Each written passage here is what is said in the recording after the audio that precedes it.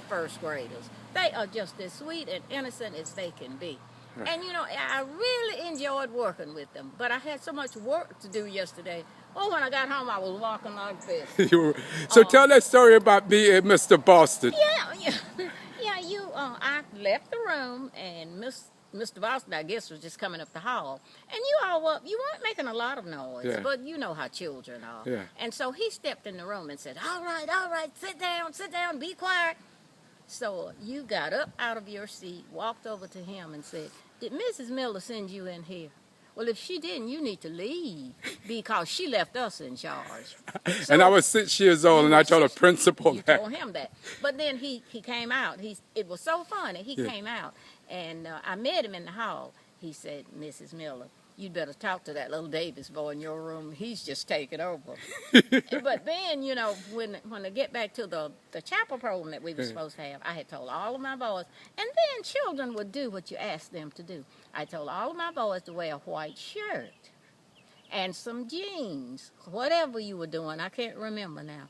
But Leroy came to school, he didn't have on his white shirt, and everybody was saying, where's your white shirt? Where's your white shirt? You know we were supposed to wear a white shirt. And then we had a lot more leeway with children. Mm-hmm. So he came to me and said, Mrs. Miller, may I run home for a minute? And we could say yes then because he lived right up there. Yeah. So I said, okay, you can go. So he went home. He comes back with this. I think you had gotten it out of the dryer or whatever, just as wrinkled as it could be. But he had on this but it was white. He had on this white shirt. But then, we had aides at the school, and we wanted our children to look well. So she said, come here. So she took the shirt and went and ironed it and put it back on, and we went and had a lovely program. I don't know what it was, but it was something real nice. And, even the high school children were very respectful. They listened to the children, whatever they did, and seemingly, and they just urged them on, and that made the little ones do better. I just don't understand our children these days, but here we are, and I've lived too long, so I need to go and get out of it.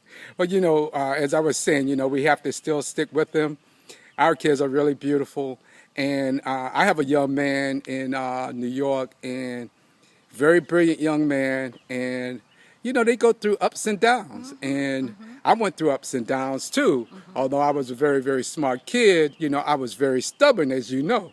Yes, he was. I was 6 years old. And I always had that type of child, stubborn. But since I'm stubborn as a mule, I could deal with them. I don't like little timid children. I don't either. I want those that, speak up in a respectful way. I want you to speak up. I don't want you walking around, yes, ma'am. And I cannot stand it now. These children, what is your name? If the name is Terry, you have to ask them 15 times. What did you say, baby? What did you say? What did you say? Oh, that kills me. Yeah. That's why I say it's time for me to move on out now.